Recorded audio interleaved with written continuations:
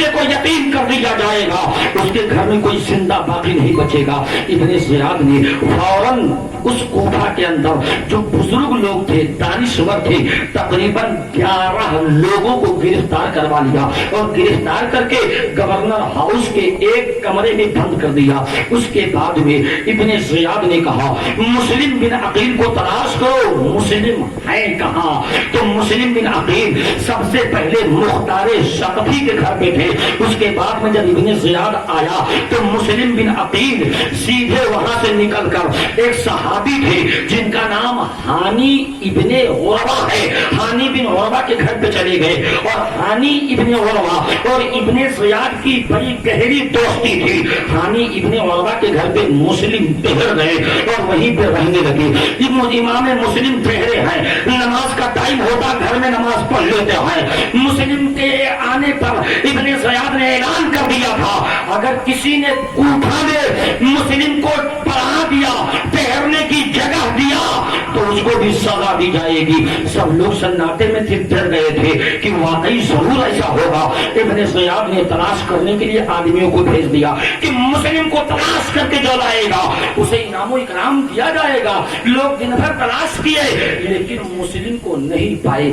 ابن زیاد نے ایک ملک شام کا غلام تھا جس کو بلایا، جس کا نام معقل ہے، معقل غلام کو بلایا ابن زیاد، اور بلانے کے بعد جاسوسی بڑا اچھا کرتا تھا۔ اس معقل سے کہا اے میرے جاسوس تم بڑی اچھی جاسوسی کرتے ہو، تمہیں مسلم بن عقیل کا پتہ لگانا ہے۔ 3000 درہم اس غلام معقل کو ابن زیاد نے دیا۔ 3000 درہم جیب میں رکھا اور رکھنے کے بعد امام مسلم کو تلاش کرنے کے لیے یہ معقل غلام نکلا، لیکن جاسوسی کا ماہر آدمی تھا، یہ کہیں اور نہیں گیا، سیدھے مسجد میں گیا، وضو کری، نماز پڑھی۔ نماز پڑھنے کے بعد میں سب کے چہرے کو دیکھتا تھا، کس کا چہرہ چمکتا ہے، کس کا چہرہ روشن ہے۔ چمکتے چمکتے سارے چہروں میں ایک صحابی کا چہرہ نظر آیا، مسلم ابن اوسجہ۔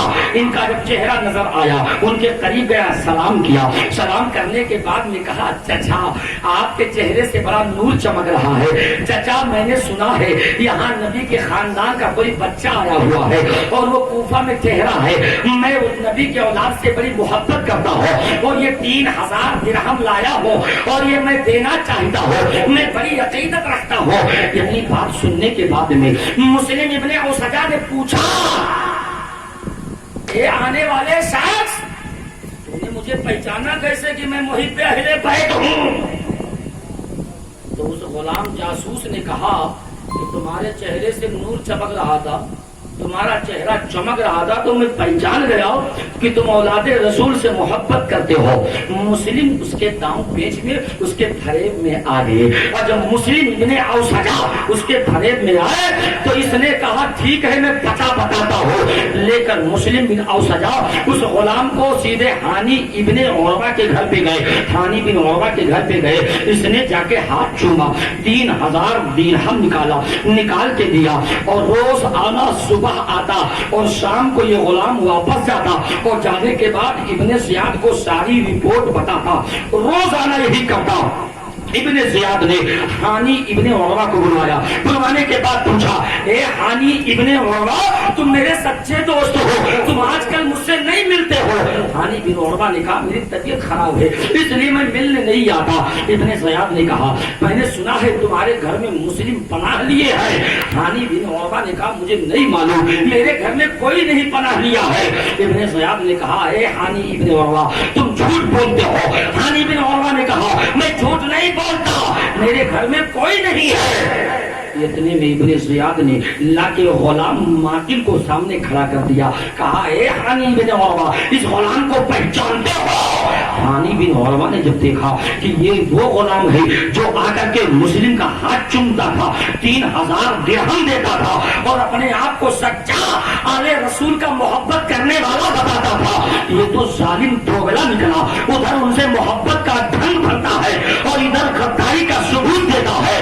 ہانی بن عروہ نے کہا کہ ہاں میرے گھر میں مسلم بن عقیل ٹھہرے ہیں۔ جب اس غلام نے گواہی دے دیا تو فوراً ہانی بن عروہ نے اقرار کر لیا दिया। तो हानी बिन उमरा ने कहा ठीक है इब्ने ज़ियाद, मुझे वक्त दो, मैं जाता हूँ और मुस्लिम को अपने घर से निकाल देता हूँ। इब्ने ज़ियाद ने कहा हानी तुम नहीं जा सकते हो, तुम्हें यही ठहरना है। हानी को लेकर के कमरे में बंद किया और छड़ी से उनके चेहरे पर मारा, उनका चेहरा खून से नहूरनहार हो गया। पूरे कबीले के अंदर खबर फैल गई कि इब्ने ज़ियाद ने हानी को मार डाला। जब इतनी खबर पूरे कूफा में फैली तो उनके कबीला के लोग, अमर इब्ने हज्जाज और कबीले मुज़हज के लोग जमा हो गए। 1000 की लश्कर में आने के बाद पूरे गवर्नर हाउस को घेर लिया। कहा इब्ने ज़ियाद तुमने मेरे सरदार को मारा है, हानी इब्ने उमरा को मारा है, हम तुम्हें जिंदा नहीं छोड़ेंगे। इब्ने ज़ियाद ने कहा तुम लोग चिल्लाओ नहीं, तुम्हारा सरदार मरा नहीं बल्कि जिंदा है, उसको मैंने घर में कैद कर दिया है। काजी शुरैह को बुलाया, बुलाने के बाद कहा काजी शुरैह तुम जाकर के जायजा ले लो। काजी शुरैह गए, जायजा लिया। लेने के बाद काजी शुरैह ने तमाम लोगों से बताया हानी इब्ने उमरा जिंदा है, उन्हें मारा नहीं गया है। तमाम लोग वापस पलट गए। जब सब लोग वापस गए तो अल्लामा सैयद नईमुद्दीन मुरादाबादी इरशाद फरमाते हैं कि इतने में मुस्लिम इब्ने अकील को खबर पहुंची कि हानी इब्ने उमरा को शहीद कर दिया गया है। मुस्लिम बिन अकील अपने लश्करियों के साथ तैयार हो गए। 40,000 का लश्कर लेकर मुस्लिम इब्ने अकील पूरे गवर्नर हाउस को घेर लिया। अब उसके बाद में लोगों ने कहा ए मुस्लिम हमला कर दो, इब्ने ज़ियाद छोड़ भाग जाएगा। इमाम मुस्लिम ने कहा हम कभी पहल नहीं करते हैं, हम किसी को छेड़ते नहीं है, लेकिन हमें कोई छेड़ता है तो हम उसे छोड़ते नहीं है। बेशक नारे तकबीर, नारे रिसालत, जिक्रे अहले बैत, जिक्रे शुहदाए करबला, नारे तकबीर, नारे रिसालत। तमाम लोग सन्नाटे में थे। 40,000 का लश्कर गवर्नर हाउस को घेरा है और इब्ने ज़ियाद के अंदर कितने थे? तकरीबन 75 लोग थे। 40,000 अगर हाथ रख देता तो गवर्नर हाउस वहीं से धंस जाता। इब्ने ज़ियाद ने कहा ए मुस्लिम तुमने गवर्नर हाउस को घेर करके गलती किया है। इमाम मुस्लिम ने कहा ए इब्ने ज़ियाद हमने इमाम हुसैन के नाम पर लोगों से बैत जबरदस्ती नहीं लिया है, बल्कि इन्होंने खत लिखा था, इसलिए हम मोहब्बत में आए हैं।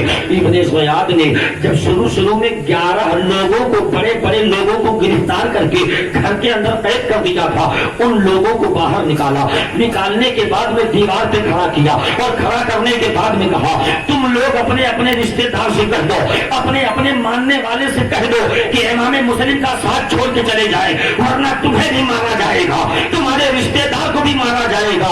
ये 11 लोग दीवार पे खड़े हुए और खड़े होने के बाद हाथ जोड़कर कहने लगे तुम लोग अपने अपने घर चले जाओ, इमाम मुस्लिम का साथ मत दो। सारे लोग इनके बाद धीरे जाने लगे, सब लोग जाते रहे, यहाँ तक कि सुबह से लेकर के और मगरिब का जब वक्त आया तो इमाम मुस्लिम के पीछे कहा 40,000 थे, सिर्फ 500 की तादाद में लोग बचे और बाकी सब चले गए। इमाम मुस्लिम ने मगरिब की नमाज पढ़ाई तो आपके पीछे 500 लोग बचे थे। मगरिब की नमाज के बाद सब नमाज पढ़ के वो भी अपने घर चले गए, इमाम मुस्लिम अकेले बचे। अब वो दिल में सोचते हैं या अल्लाह ये तो जालिम इतने गद्दार हैं, ये कभी साथ देने की बात करते हैं, कभी ये साथ छोड़ देते हैं, इनकी कौन सी बात पे भरोसा किया जाए। इमाम मुस्लिम सोचते हैं या अल्लाह मेरा हसर जो होगा वो देखा जाएगा, लेकिन मैंने खत इमाम हुसैन को लिख दिया है, वो अभी रखते सफर बांध के आ रहे होंगे, या अल्लाह मैं क्या करूं। इसी कशमकश में थे। इमाम मुस्लिम को प्यास लगी थी और लेकिन इब्ने ज़ियाद ने ऐलान कर दिया था अगर किसी ने मुस्लिम बिन अकील को अपने घर में पनाह दिया उसको सजाए मौत दी जाएगी, किसी ने कोई दरवाजा न खोले। अब शाम का मगरिब के बाद जब इमाम मुस्लिम चलने लगे, सब देखते हैं इमाम मुस्लिम आ रहे हैं, सब दरवाजा बंद कर लेते हैं, कोई खिड़की बंद कर रहा है, कोई दरवाजा बंद कर रहा है, सब रास्ता सन्नाटा हो जाता है। इमाम मुस्लिम सोचते सोचते चले जा रहे हैं, प्यास की शिद्दत लगी है। इमाम मुस्लिम ने सोचा काश मुझे पानी मिल जाता। सोचते सोचते जा रहे थे, अचानक क्या नजर पड़ी, एक दरवाजे पर एक बुढ़िया खातून बैठी है जिसका नाम तौआ है वो तौवा नामी बुढ़िया खातून दरवाजे पर बैठी थी, अपने बेटे बिलाल का इंतजार कर रही थे। इमाम मुस्लिम करीब गए, जाने के बाद जब बुढ़िया ने देखा चमकता चेहरा है, बुढ़िया ने सलाम किया, इमाम मुस्लिम ने जवाब दिया। उस बुढ़िया ने पूछा तुम कौन हो? इमाम मुस्लिम ने कहा हम ही औलादे रसूल हैं, नबी के खानदान के चश्मो चिराग हैं, हम नबी फातिमा ज़हरा के महकते हुए फूल हैं। उस खातून ने कहा आखिर ये गली कूचे में भटक क्यों रहा हो? इमाम मुस्लिम ने कहा हमारे लिए कूफा की सरजमीन तंग कर दी गई है, हमें पीने के लिए पानी दे दो। तो बुढ़िया जल्दी से अंदर गई, कटोरे में पानी लाई, इमाम मुस्लिम को दिया, एक कटोरा पी लिया, कटोरा बुढ़िया के हवाले किया। बुढ़िया ने कहा और पानी दे दो, इमाम मुस्लिम ने कहा एक कटोरा और दे दो। बुढ़िया गई, दोबारा कटोरा भर कर लाई, इमाम मुस्लिम को दिया, इमाम मुस्लिम ने पानी पी लिया। इमाम मुस्लिम बैठ गए, वो बुढ़िया आई कटोरा रखने के बाद कुछ देर देखती है, देखने के बाद कहा है मुसाफिर तुमने पानी पी लिया, तुम अपने घर जाओ। इमाम मुस्लिम ने कहा मेरा कोठा में कोई घर नहीं है, हम मुसाफिर हैं, हमारा यहाँ कोई पहचान नहीं है। उस बुढ़िया ने कहा आखिर तुम्हारा यहाँ कोई पहचानने वाला नहीं? इमाम मुस्लिम ने कहा हमारा यहाँ कोई रिश्तेदार नहीं है। उस बुढ़िया ने कहा तब आज रात मेरे घर में गुजार लो। इमाम मुस्लिम ने कहा ठीक है। उस बुढ़िया ने एक कमरे का इंतजाम किया, इमाम मुस्लिम उसी कमरे में आराम कर रहे थे। रात को खाना देने उस बुढ़िया खातून गई और ले जाने के बाद खाना पेश कर दिया और एक गिलास दूध ला करके पेश कर दिया। जब बुढ़िया आती जाती थी तो उसका बेटा बिलाल रात के सन्नाटे में आधी रात को आया।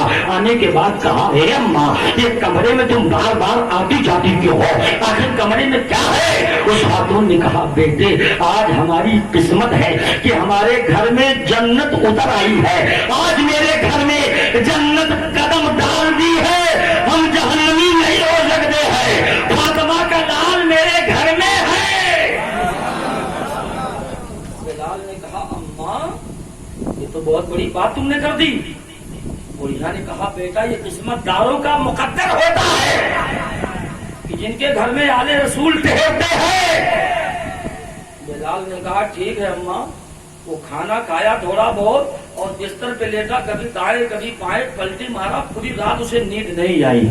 सुबह जल्दी से उठा, दौड़ते हुए मोहम्मद इब्ने अशअश के बेटे से मिला और जाने के बाद कहा ए मोहम्मद इब्ने अशअश के बेटे मेरे घर में मुस्लिम ठहरे हुए हैं, ये मेरी अम्मा ने बताया और मैंने भी देखा है। अब उनका लड़का मोहम्मद बिन अशअश को जाके बताता है मोहम्मद इब्ने अशअश ये इब्ने ज़ियाद का चापलूस था, इब्ने ज़ियाद के टकों पर बिकने वाला था।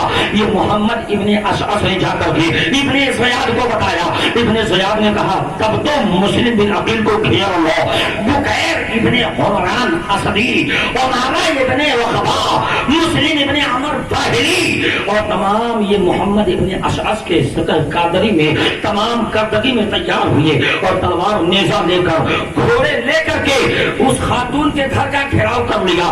तौआ के घर को जब घेरा गया तो तौआ बुढ़िया ने कहा ये जालिम मेरे घर को क्यों घेरे हुए हैं? तो मोहम्मद बिन अशअश ने कहा ए बुढ़िया तू घर से बाहर निकल जा वरना तुझे भी काट के दो टुकड़े कर देंगे। बुढ़िया डर के मारे दौड़ी हुई दूसरे महल्ले में चली जाती है। मुस्लिम बिन अकील ने जब घोड़ों की टापों की आवाज सुनी तो उन्होंने तलवार लेकर के सर पे अमामा शरीफ रखा, रखने के बाद बाहर आए। लेकिन एक बात याद रखो औलादे रसूल ने कभी नंगा सर नहीं घूमा, हमेशा उनके सर पे अमामा नबी होता था।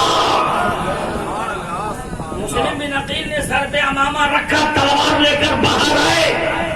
मोहम्मद बिन अशअश ने घेर लिया। कहा बुकैर ने कहा है मुस्लिम बिन अकील अपने आप को गिरफ्तार कर दो। मुस्लिम बिन अकील ने कहा कैसी गिरफ्तारी, क्या बात है? तो मोहम्मद बिन अशअश ने कहा तुमने यजीद की खिलाफ वर्जी की है, इब्ने ज़ियाद की तुमने नाफरमानी की है, इसीलिए तुम्हें गिरफ्तार किया जाता है। मुस्लिम बिन अकील ने कहा कि मुझे गिरफ्तार कोई कर नहीं सकता जब तक कि अपनी गिरफ्तारी हम खुद ही नहीं दे देते हैं। अब जंग शुरू हो जाती है, इधर से लड़ाई उधर से लड़ाई, इधर से तलवार तीर चल रहे हैं, इधर से मुस्लिम बिन अकील ने सबके तीर को सबके वार को काटा। लेकिन बुकैर इब्ने हुमरान असदी ने तलवार का ऐसा वार किया کیا کہ آپ کے اوپر کے ہونٹ کٹ گئے اور خون کا فوارہ جاری ہو گیا. اب یہ ظالم کی تلوار چلنے لگی. مسلم بن عقیل نے تلوار کا وار کیا, سب تلوار چھوڑ کے بھاگنے لگے, سب چھت کے اوپر چڑھ گئے اور پتھر سے وار کرنے لگے. جب پتھراؤ ہونے لگے مسلم بن عقیل کانپ رہے ہیں, آپ کے جسم سے پسینہ بہ رہا ہے, چہرے سے خون کا فوارہ جاری ہے. محمد بن اشعث نے کہا اے مسلم ہم نے تمہیں پناہ دیا, اے مسلم ہم نے تمہیں پناہ دیا, تم لڑائی مت کرو, جنگ بند کر دو, ہم نے تمہیں پناہ دیا. مسلم نے کہا تم مجھے پناہ دینے والے ہوتے کون ہو؟ لیکن محمد بن اشعث نے کہا ہم نے تمہیں پناہ دیا, تمہیں کچھ نہیں کیا جائے گا. سارے لشکری ٹھہر جاتے ہیں. محمد بن اشعث نے اپنے قریب دوستوں کو بلایا. بلانے کے بعد مسلم بن عقیل کے قریب گیا. مسلم بن عقیل نے اپنی تلوار کو میدان میں رکھا. رکھنے کے بعد ظالموں نے مسلم بن عقیل کو اونٹ پہ بٹھایا. جب آپ اونٹ پر بیٹھے ظالموں نے رسی ڈال کر کے آپ کو اونٹ سے باندھ دیا. امام مسلم نے کہا یہ تمہاری غداری ہے. اس کے بعد کچھ دور چلے تھے, ظالم نے پیچھے سے تلوار کھینچ لیا. امام مسلم نے کہا یہ تمہاری دوسری غداری ہے. اب لے کر کے گورنر ہاؤس پہنچے.